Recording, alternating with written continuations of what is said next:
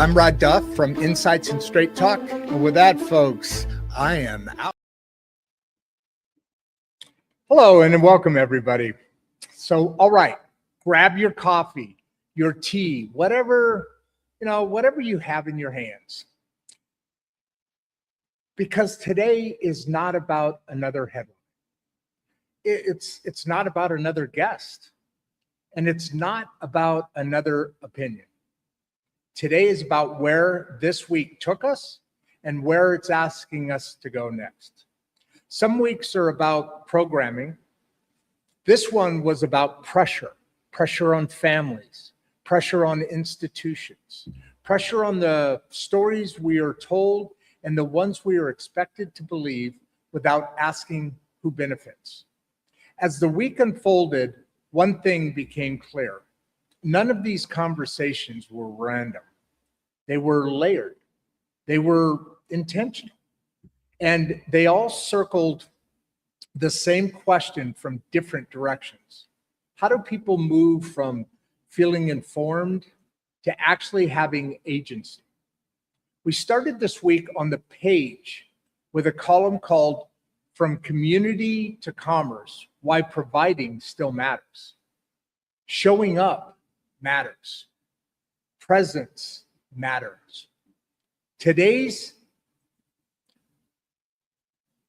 community matters, but presence without preparation eventually collapses. Community does not have to survive on sentiment. Families do not stabilize on hope alone. Dignity requires something sturdier than good intentions. It requires provision, and provision requires responsibility. That theme carried straight into the conversations.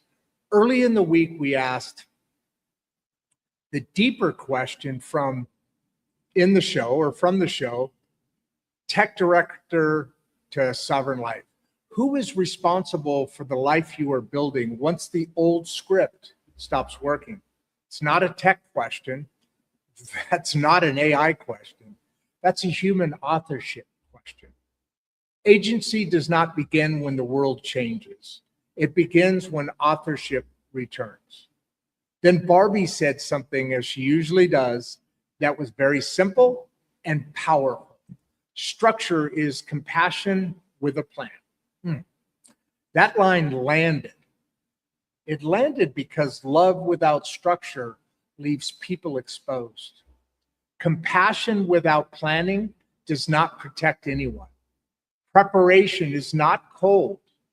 It is care with foresight. Preparation is care with foresight. Then we widen the lens a bit. In Captain Set Sail Returns, we talked about power, media, and managed chaos. Not party politics, power politics. How outrage is monetized, how narratives are literally engineered, how the middle class gets fractured while accountability disappears. People are not uninformed, they're overwhelmed, flooded with headlines, starved for clarity. Hold on, folks.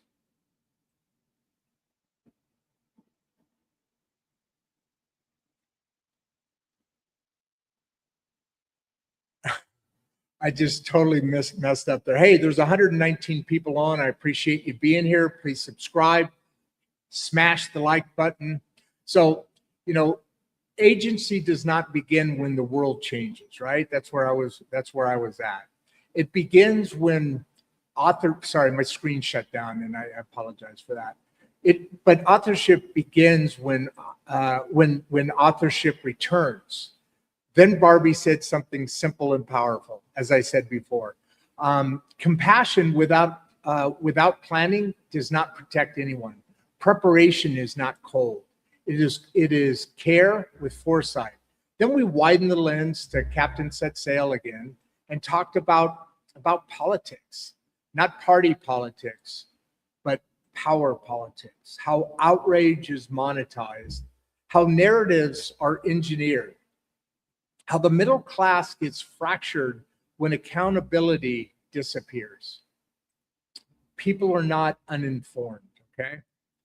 They are overwhelmed, flooded with headlines, starved for clarity, and in the middle class of all that noise, something quieter showed up. Poems and pages. Not optimism, not slogans, just the honest question many people carry. I'm not okay, but is everything going to be all right? That's not weakness. That is honesty. Fear left unnamed turns into avoidance, silence, literally survival thinking now, which is why the week did not stop there. In from radio to brand authority, we talked about ownership. Ownership of voice, of value, of systems. Expression without structure evaporates, okay? If you do not own your own systems, somebody else will monetize your effort. Then we brought it down to the ground with Wall Street tools for Main Street investors. One of the quietest fears in America is not understanding how money actually works. Avoidance feels safe until it compounds. Literacy restores agency, structure restores confidence, and that brings us here. Open Mic Friday. This is not a recap. Today we turn the lens inward, right here, towards stewardship. Stewardship. I want to say this plainly. This week, I started applying these same principles to my own finances. Thanks to a great suggestion by my eldest son, I started using AI tools. The AI tools I have and have been learning, I started using them as assistants, reviewing subscriptions, understanding spending, not to chase more money, but to understand what it is going out and why it's going out. This is not hustle culture. This is stewardship, okay? Structure over fear, clarity over avoidance, agency and practice. That is the stage we're standing on today. And now let's go ahead. Let's just open up the mic here, okay? I'm gonna bring up the question position. Okay, we got 324 people on. Thank you for being here. Please subscribe, like this episode, and stay connected with our show. Join our Substack at insightstraighttalk.substack.com. Subscribe. These things are more powerful than you can imagine, okay? And for those things, oh boy, I am really challenged today, folks. I'm going to bring up the comments section. I don't have a real structure going today, so I'm a little bit tweaked, I think. I want to come back down here. I want to turn that off. Why is that? Oh, I'm in the chat. I've got to go to the notes, turn that off. Let me come over here. I need to do a little bit of maintenance here. Normally I would have a guest on, pop off, and be able to do these things behind the scenes so I don't waste your folks' time. But that's not the case today. So I am doing this. So as I said in the opening monologue, folks, thank you all for being here. This is a true honor to be here, to be doing this show, and to be going over some of the things that we talked about throughout the week. We're kind of changing, or we're pivoting, turning the lens, these different subjects, these different comments. We're moving from showing up, from being part of your family, from working from the inside out, challenging yourself to become, there's something I said once, and still working on that. Oh, let me do that. Too much light. Yeah, that looks pretty bad. That looks pretty good there, folks. Doesn't it? But this working from the inside out, right? Rebuilding yourself from the inside out. At the end of the day, what you need to do is be somebody who is worthy of a partner, somebody who is, shows up. And now today we're talking about able to elegantly and through dignity provide for your family, yourself, your household, your community, your neighbors, right? I'm not looking at this like socialistically, but just responsibly. This whole program, this whole platform is based on bringing the great middle class together, one conversation at a time. It's about creating this pilot program, which I'll be talking about more in my column number 7. I'll be sending off here shortly. It will come out next Friday, and in that pivot, we're really starting to look at finances, as I said, and providing. As I said in the column, in the opening, I'm now starting to turn and use these tools more extensively. AI is here. You'll see in a couple of shows coming up, we're doing AI in real estate, AI in medicine, the medical practice, AI. We just had AI in stock, in creating stocks, in being a what do you call it? Buying and selling stocks. Very, very good, very, very good program. That was very interesting. And then we also talked about AI in voice and media production, storytelling in this week's conversations. So it was a very beneficial week. It was very useful, and it was very exciting. Next week is another full week, and I'm very excited to talk to you guys about that later. Looks like I said, we have about 325 people on, and I am ready for you guys to go ahead and start shouting out some questions and some interesting comments and input that you may have for us.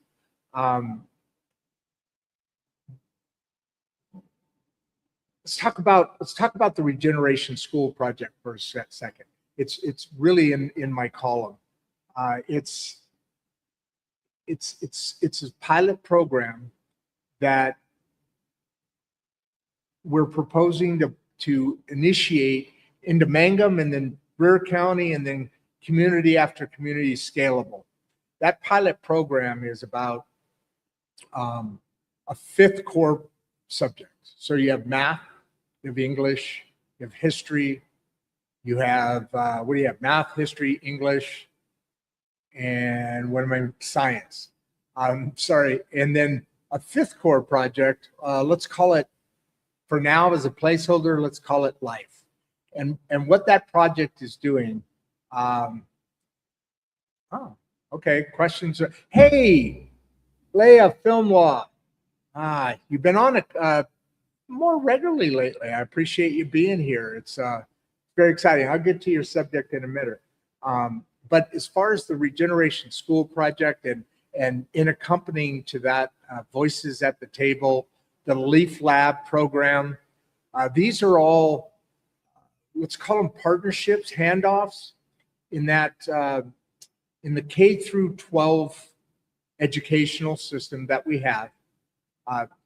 In kindergarten and first, it's a building on blocks kind of approach to our kids' learning and preparing for life. So when you're in kindergarten, first, second, whatever grade, you're 1 + 1, right? So that program, supported by professional counselors to sit alongside educators, you're now having in that 5th core project program the ability to learn about life, mental health, how to adjust, how to handle, how to be a responsible person, about finance, about basically preparing kids to for more than just memorizing, having transcripts and test scores. It's about preparing kids for life, for what's coming, and what's necessary for them to have the fullest life of their own.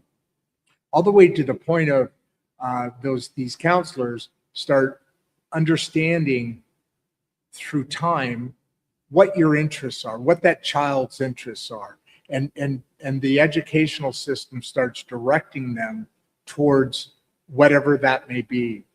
In Europe, they have a similar concept there, in that early on, children are directed towards, make it simple, sciences, or towards sports, or towards academia, depending on what they really show interest in, a passion in, and thus the best space for them to succeed and excel. In that program, going through the educational system, within a generation or two of kids going through that system, they're now getting into the final stages of high school, fully ready to enter that next step of their life, whether that's trade school, whether that's college, whether that's continuing education of any kind, or into the workforce. But at that point, very 11th, 12th grade, Leaf Labs is handed that child. So there's a handoff that continues, and Leaf Lab is a very exciting program as well, in that it now takes a real world experience. So a child, a teenager, a young adult enters the lab and picks different projects that actual businesses have presented to the lab for different students to work on, collaborate together in groups, individually at times, just depending on the project. They're actually looking for more students because the program is so successful. But these are and hit the comments if you're interested. Let me know. I can hook you up. But then that goes on their resume. So we're preparing kids for life in a 5th core project in high school. And as we're handing that as that is finalizing in their education, their traditional educational K through 12, a handoff goes to Leaf Labs. I don't know why I keep calling it eLeaf, but Leaf Labs. And in that lab, they now get a digital footprint of projects they've successfully handled, potential straight-in work to an employer that had that project or those projects. They work on different projects and in their own space and time. Something like 5 to 10 hours a week, somewhere. I don't even think it's 10, but less than that. And what happens is they get buttons, that they've accomplished certain tasks and achievements, meaning working together with other people, management, project management, and these different capabilities. We'll get more to that, get more into that later.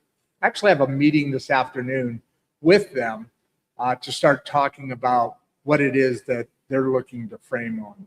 It's exciting. The things are starting to really move and go in a direction that I couldn't ask for more. So we got a lot of questions here. The original question, Leah, film law. How are you, Leah? How do you personally define agency in everyday life? So if you know what an agency is like a voice, is like you have credibility to the outside world. So that's my understanding. That's my definition. However that fits into that model, right? However that wording is correct. Is my hat off a little bit here? Looks like it's a little off here. That looks better. A little more aligned. My lighting's a little better, but it's still horrible. The gentleman we had on yesterday, that was an awesome show. That was another podcaster. I mean, if you watch that show, look at how his lighting is compared to how my lighting is. So I asked him, I said, hey, how do you do that? I've always had an issue. And he told me about this product and sent me the link on it this morning. We're going to do more shows. That guy was awesome. I used to be on the radio, which I'm very jealous of, which is awesome. But anyway, as far as agency in everyday life, basically it starts with authenticity. If you're authentic in who you are going to present that on a daily and minute by minute basis to whoever you interact with. Having agency is that interaction, and having that interaction be positive, be with in a result that end in a result or have a result that is respected, agreed with or not, challenged, hopefully, respectfully, and having that interaction be completely positive and sustainable. That's agency. Agency is the ability for one's self to be better than they have been in the past. In other words, growing and being an active participant in their own life is how you create and present and define agency in real life. If you want more on that later, if I missed the point of what you were looking for there, please hit me up again. And Tony, where do people usually get stuck when moving from awareness to action? Yeah, we talked about that one yesterday, didn't we? Let me think about this. Actually, the day before yesterday. Awareness to action. So getting stuck is a lot about fear. You know, if you're stuck, there's a reason you're stuck, right? And it's likely not that you don't have the ability to move forward.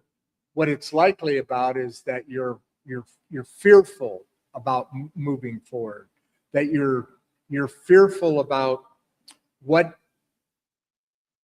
the unknown is. And so when you're moving from awareness to action, so now I'm aware of something. I know it's happening. I'm aware that it's there. I'm stuck because I'm not confident.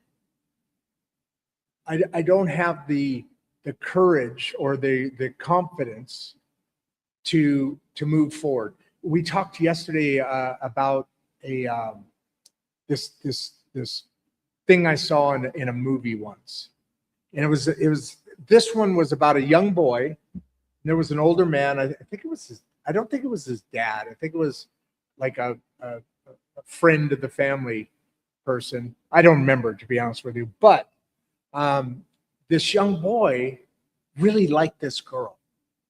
I mean, we're talking young teenager kind of boy. We all know that feeling. Very, very concerned, dying that, I can't talk to her. I can't tell her. We live in that fear, right? So he was stuck. All right. And this man who's sitting next to him, an obvious friend, again, I don't think it was his father, but great advice. He said, look, you need to get through 8 seconds of devastating fear. Just get through 8 seconds of devastating fear. That's how you get unstuck. In the movie, anyway, he did.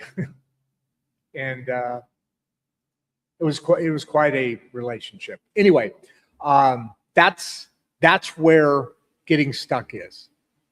When you aren't authentic enough with yourself to have agency and to be able to have the confidence, not survival, but the confidence of moving forward. Great question, both of you guys, Leah and Gijal. Great questions. I appreciate your help there. Clayton, what's the first practical step towards stewardship for someone feeling overwhelmed? Great question. That's been my life for a long, long time. So in the opening monologue, I talked about using my AI tools that I've been cultivating and using for the last year and a half or so. About 2, well, my youngest granddaughter, Maddie, Madison. I live right by a street, Madison. I see it every day. It's so cute. But anyway, her father, my eldest son, when she was born, on the day she was born, I was there. His mom was there, and staying in the house and helping out, or really just being there. Grandbabies, best thing in the world. Granddaughters, even better, I believe. I don't have any grandsons, so I don't know, but I have a lot of sons that I've raised, or boys that I've raised. So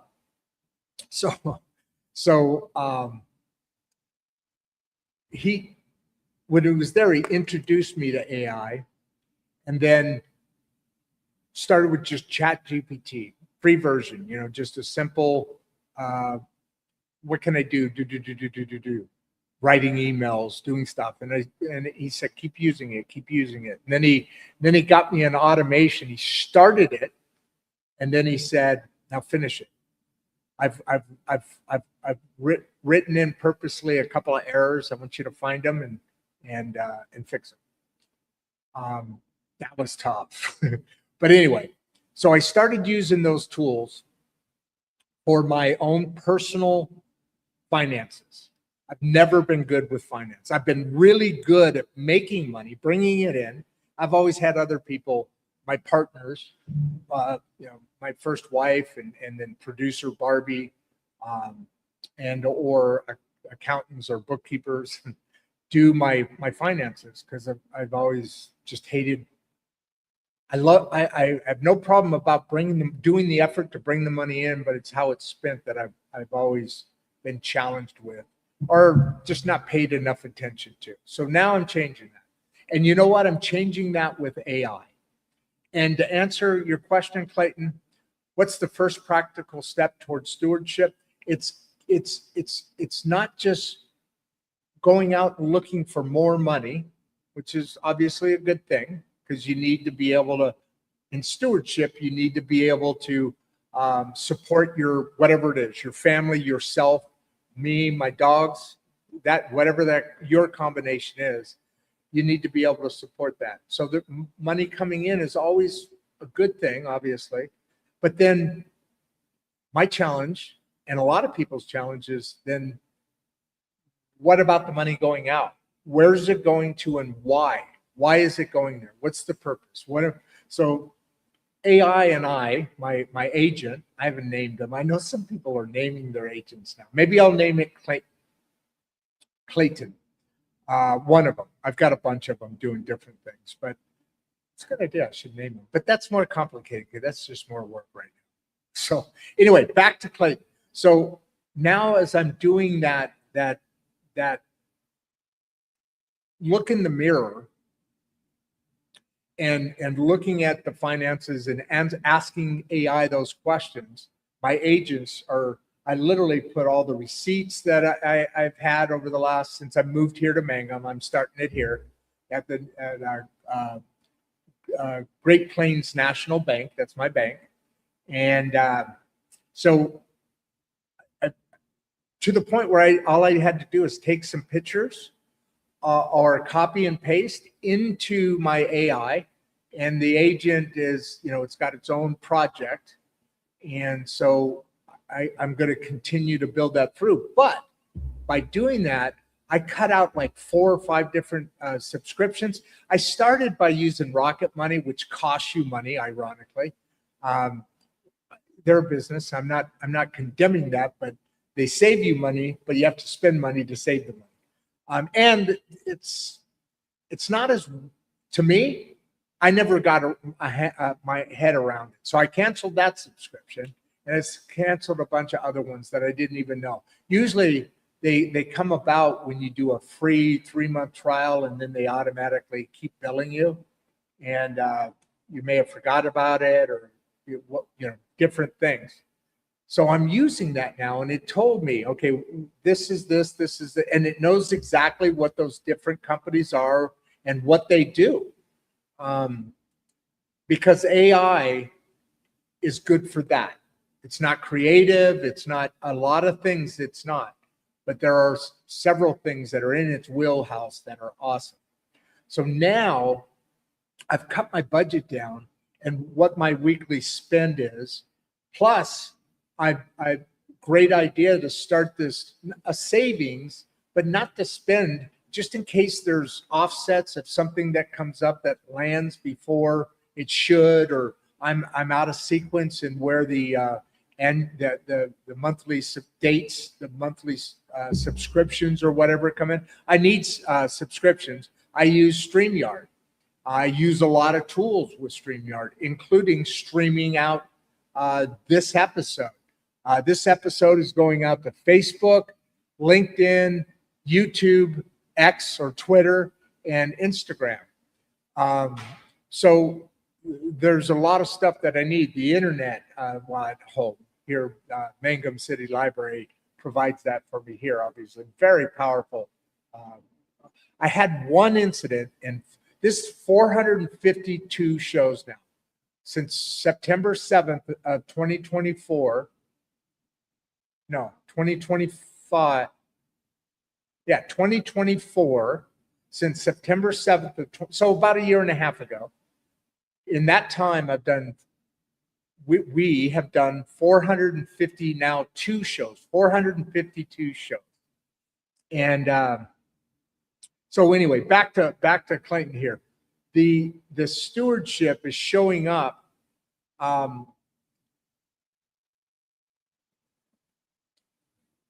Okay, let me pop into this. If you're overwhelmed, that's what I live in. That's what I've always kind of struggled with. Overwhelmed about money. Just what? Get some AI, man. What's the first practical step? Do what I did. Get ChatGPT, copy and paste, create a project. It's real simple to do. Very, very simple to do. You can type it or you can say it. Either one. First step, get organized. And when you get organized through something that's more organized than you, I would suggest. If you're an organized person, that's great. I'm not in that case. And do those simple steps I already suggested. And then the overwhelmed starts to dissipate. And I look at the next 3 to 4 months with this show growing and this new AI system that I put together, I see another level of financial freedom that is currently here right now, but the next level I'm really looking forward to. I hope that helped you out, Clayton. And then we have Chris Hanna. Is financial avoidance more emotional than logical in your experience? Both. It is both. And in cases, whatever the specific case is, it's more one than the other. In other words, more emotional than it would be logical.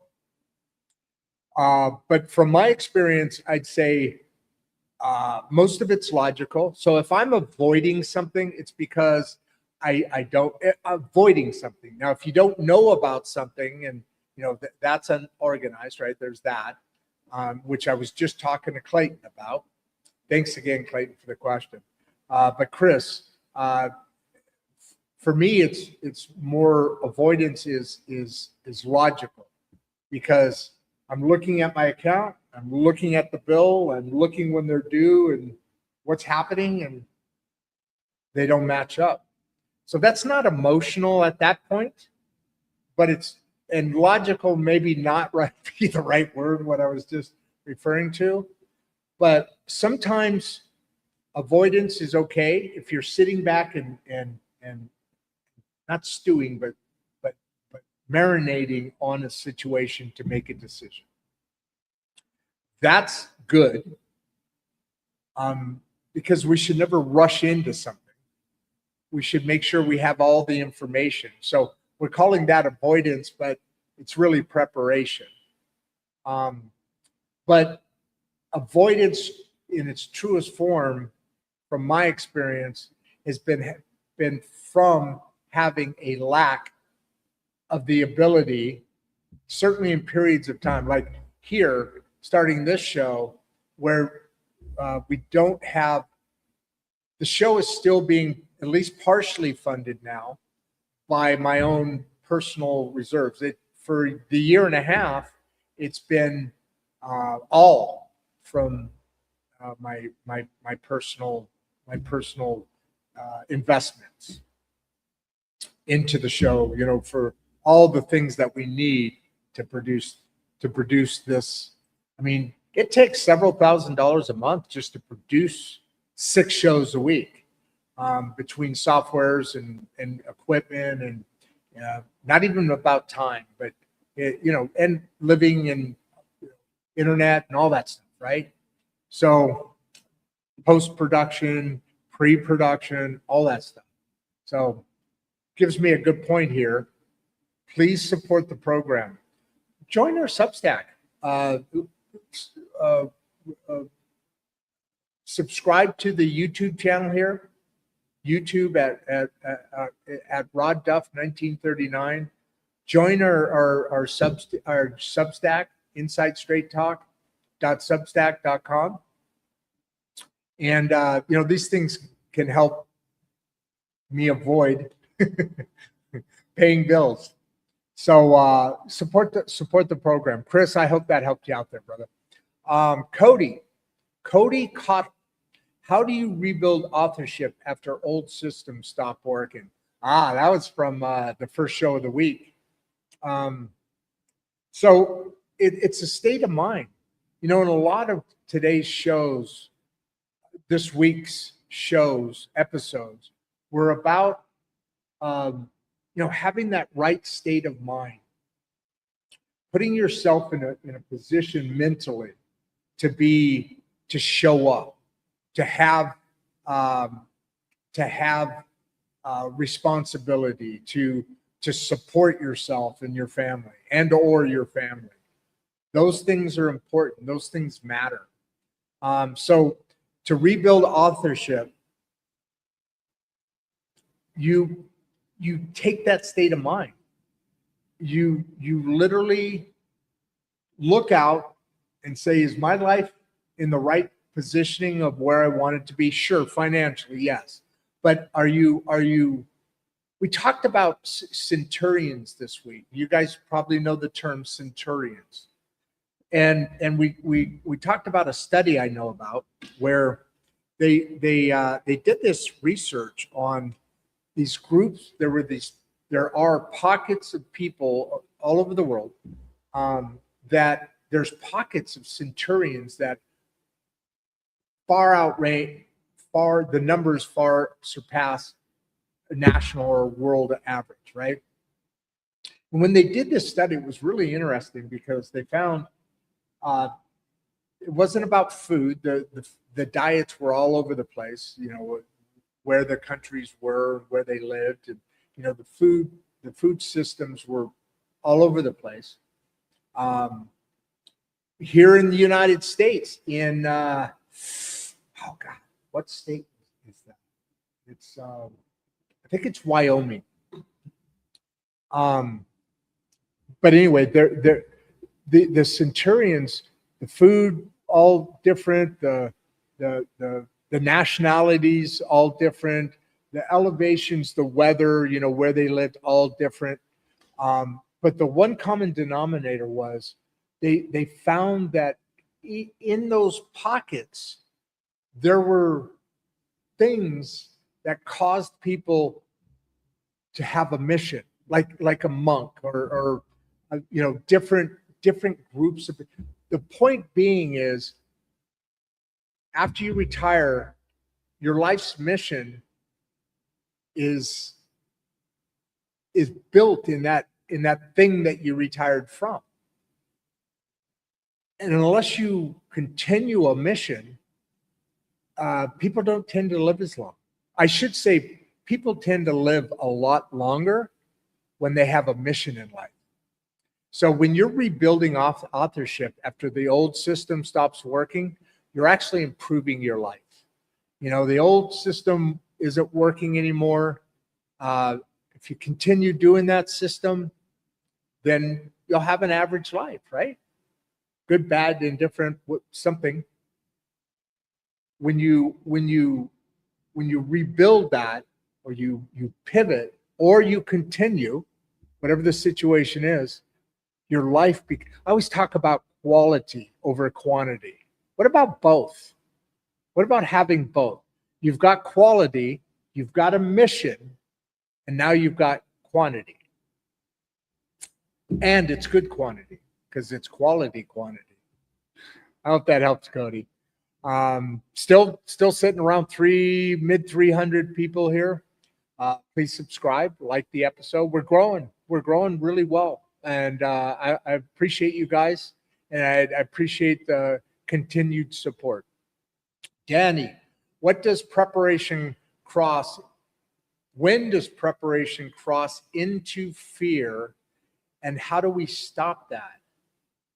When does preparation cross into fear, Danny, and how do we stop that? Well, I think you, Danny, I'd say this. If you have preparation, if you are prepared, typically fear is lower. So that's how you stop fear, is by stewardship, by working from the inside out, by preparing for whatever it is that needs to be prepared for. I mean, there's all sorts of things in life, right? So we need to prepare, because if we don't, then anxiety, fear rises. Okay? Thank you, brother. I appreciate that, man. And I appreciate you being here. Allie Moore. Allie, what signals tell somebody it's time for a real reset? Ooh, great question. That's a really, really good question. So, anxiety, that's a signal. Obviously, boredom, that's a signal. Frustration, and I'm talking about continued, not moments, but continued. That's definitely a signal. What else?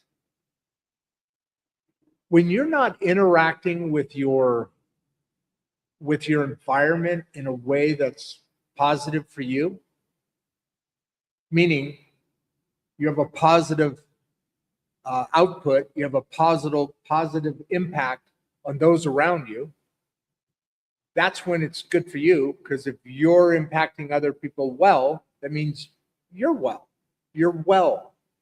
right?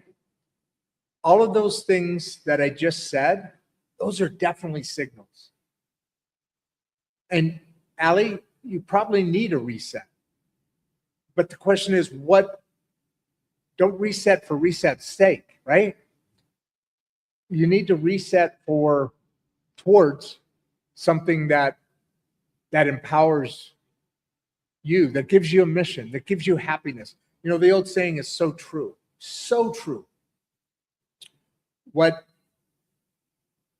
a happy human does is they they find something that gives them joy, absolute joy and mission and purpose, and make that your job. Make that your income. So if any of those other signals exist, think about how to reset and what to reset to. Hope that helps you out. Appreciate you being here, man. Dirk. What a handsome guy there in your red tie. What is the biggest myth people believe about stewardship?